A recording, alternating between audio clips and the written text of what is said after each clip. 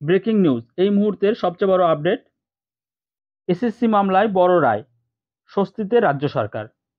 আজ হাইকোর্টের ডিভিশন বেঞ্চে এসএসসি মামলায় নতুন বিজ্ঞপ্তিকে কেন্দ্র করে মামলার চূড়ান্ত শুনানি ছিল। আর হাইকোর্টের এই শুনানি পর্বে আজকে কি কি ঘটলো, অর্থাৎ কি কি তথ্য উঠে এলো, সমস্ত কিছুই থাকবে আজকের এই প্রতিবেদনে।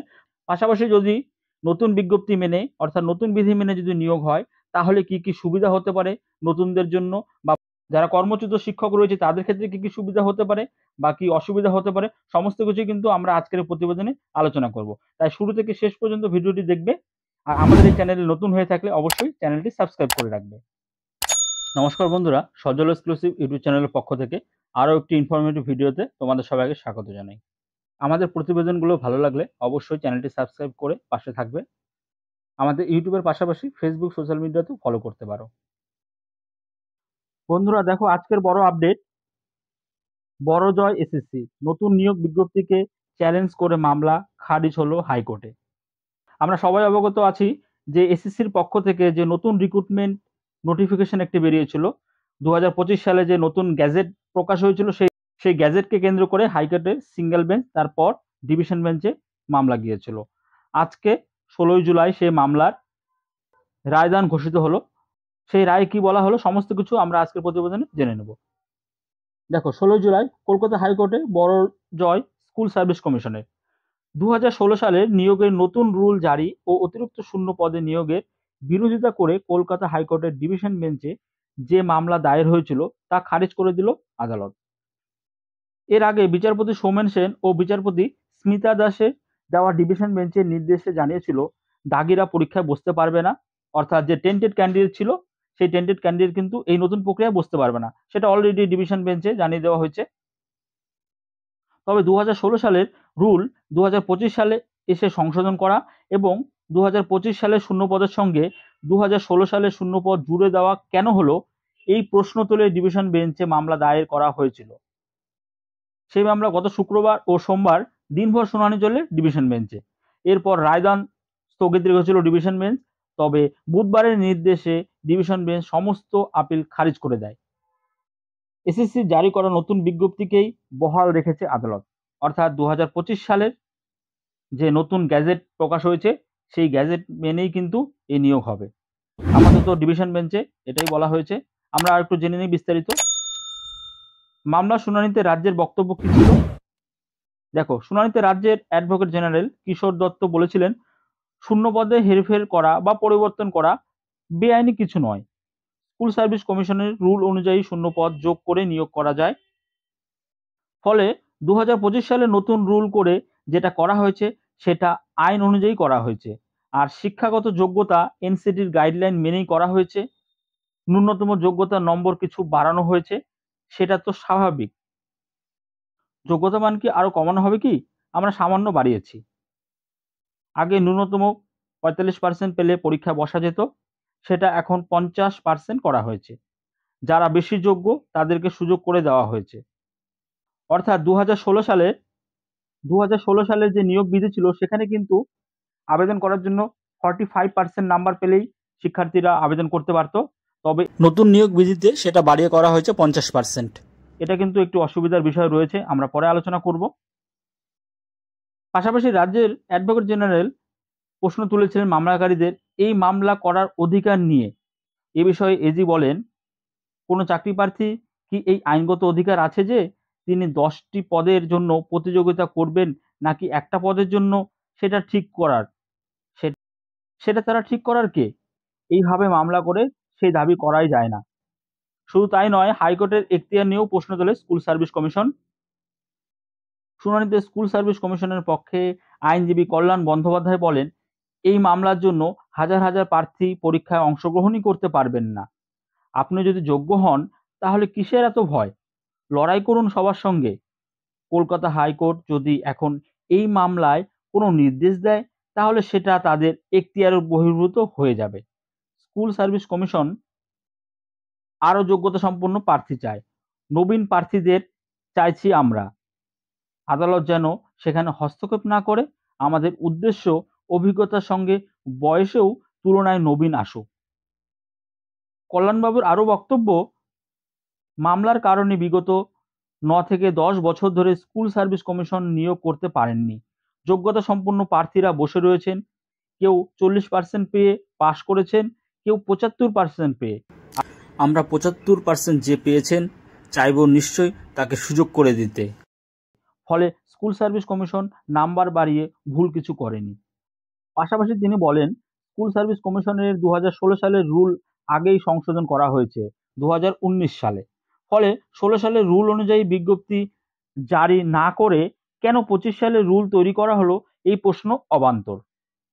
কারণ 2016 সালের বিধি আগেই সংশোধন করা হয়েছে। আর স্কুল সার্ভিস কমিশন কোন রুল অনুযায়ী নিয়োগ করবে সেটা একান্তই তাদের সিদ্ধান্ত, সেটাকে চ্যালেঞ্জ করা যায় না। অন্যদিকে মামলাকারীদের আইনজীবী সুপ্রিম কোর্টের নির্দেশের কথা বললেন। কি বললেন মামলাকারীদের আইনজীবী, আমরা একটু জেনে নিই। মামলাকারীদের পক্ষে আইনজীবী বিকাশ রঞ্জন ভট্টাচার্যের বক্তব্য ছিল, সুপ্রিম কোর্টের নির্দেশ অনুযায়ী নতুন শূন্য পদে 2016 সালের নিয়োগ প্রক্রিয়া করা যায় না। এখানেও পেছনের দরজা দিয়ে নিয়োগের দরজা খোলা যাবে না। সুপ্রিম কোর্ট যাদের অযোগ্য বলে দিয়েছে তাদের ফের পরীক্ষায় বসার সুযোগ করে দেওয়া যায় না। তিনি আরো বলেন, স্কুল সার্ভিস কমিশন 2025 সালের শূন্যপদের সঙ্গে 2016 সালের শূন্যপদকে কেন একসঙ্গে করছে? তারা তো 2016 সালের আর 25 সালের আলাদা আলাদা শূন্যপদ ঘোষণা করে পরীক্ষা নিতে পারে। নতুন নিয়োগে দেখা যাচ্ছে 2016 সালে যে সমস্ত পদে নিয়োগ হয়েছিল সেরকম অন্তত কয়েকশো পদ বিলুপ্ত করে দেওয়া হয়েছে। এটা খুবই ইম্পর্টেন্ট প্রশ্ন। কেন? সেগুলি তো তার মানে নতুন করে নিয়োগ হবে না, মানে 2016 সালে শূন্যপদের সংখ্যা কমিয়ে দেওয়া হলো। মামলাকারীদের আইনজীবী বিকাশ রঞ্জন ভট্টাচার্য একটি মারাত্মক বিষয় তুলে ধরলেন। একই সঙ্গে আইনজীবী অনিন্দ্র মিত্র এ প্রসঙ্গে বলেন, স্কুল সার্ভিস কমিশন এবং রাজ্য বারবার বলেছে যারা অযোগ্য তাদের চাকরিচ্যুত করা হয়েছে, তাদের থেকে বেতনের টাকা ফেরত নেওয়া হবে মানেই তাদের শাস্তি হয়ে গিয়েছে। তাদের যদি পরীক্ষায় বসতে না দেওয়া হয় তাহলে তাদের দুবার শাস্তি হবে। কিন্তু এই যুক্তি ভুল। যতগুলো শাস্তির কথা বলা হয়েছে সেটা একটাই শাস্তি। সুপ্রিম কোর্টের নির্দেশেই সে কথা বলা আছে। আর সুপ্রিম কোর্ট বলেছে যোগ্যদের প্রয়োজনে বয়সে ছাড় দিয়ে নতুন পরীক্ষায় বসতে দিতে হবে, কারণ এই প্যানেল বাতিলের জন্য তারা দায়ী নয়। ওই দিন সব পক্ষের বক্তব্য শোনার পর রায়দান স্থগিত রেখেছিলেন আদালত। বুধবার আদালত বসেছে। এসএসসির বিজ্ঞপ্তিতে তারা কোনো প্রকার হস্তক্ষেপ করবে না। বিজ্ঞপ্তিকে চ্যালেঞ্জ করে মামলা খারিজ করে দেয় হাইকোর্টের ডিভিশন বেঞ্চ। আর এই মামলা খারিজের পর রাজ্য সরকার একটু স্বস্তিতে রয়েছে। তবে যে মামলাকারী প্রার্থী রয়েছে বা মামলাকারীদের আইনজীবী তারা কিন্তু সুপ্রিম কোর্টের দিকে পাখির চোখ করে রয়েছে। তার কারণ পরবর্তীতে সুপ্রিম কোর্টে একটি হিয়ারিং রয়েছে, সেখানে কি বিষয় উঠে আসে, কি কি তথ্য উঠে আসে, সমস্ত কিছুই কিন্তু আমাদের নজরে রয়েছে। আমরা অবশ্যই তোমাদের সাথে শেয়ার করব। আমরা এখন 2025 সালের গ্যাজেট নিয়ে একটু আলোচনা করব। দেখো, নতুন বিজ্ঞপ্তি অনুযায়ী পরীক্ষা হলে যারা নতুন পরীক্ষায় বসবে তাদের ক্ষেত্রে কিছু অসুবিধা রয়েছে। যেমন ধরো, এক্সপিরিয়েন্সের জন্য 10 নাম্বার ধার্য করা হয়েছে, আর 2 নাম্বার টিচিং ডেমনস্ট্রেশন, সেক্ষেত্রে 10 নাম্বার রয়েছে, টোটাল 20 নাম্বার। টিচিং ডেমনস্ট্রেশন ছেড়েই দিলাম। এক্সপিরিয়েন্সের ক্ষেত্রে কিন্তু নতুন যারা চাকরি পরীক্ষায় বসবে, এসএসসি পরীক্ষায় বসবে, তারা কিন্তু এখানে 0 নাম্বার পাবে। তো তারা যথারীতি 10 নাম্বার পিছিয়ে থাকবে। আর একটা গুরুতর যে অভিযোগ উঠে এসেছিল, যেটা আইনজীবী মামলাকারীদের যে আইনজীবী বিকাশ রঞ্জন ভট্টাচার্য তুলে ধরেছিলেন, সেটাও কিন্তু এখানে একটা সমস্যার বিষয় রয়েছে। তার কারণ সায়েন্সের বা কিছু কিছু সাবজেক্টে আমরা দেখেছি 2016 সালের যে ভ্যাকান্সি ছিল 2025 সালে সেই ভ্যাকান্সি কিন্তু কমে গিয়েছে, অনেকটাই ভ্যাকান্সি কমে গিয়েছে। তো এক্ষেত্রে একটা অসুবিধার বিষয় রয়েছে।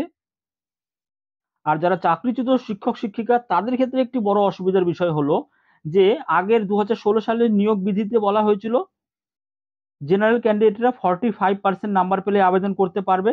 তবে এক্ষেত্রে কিন্তু নতুন নিয়োগ বিধিতে সেটা বাড়িয়ে 50% করা হয়েছে।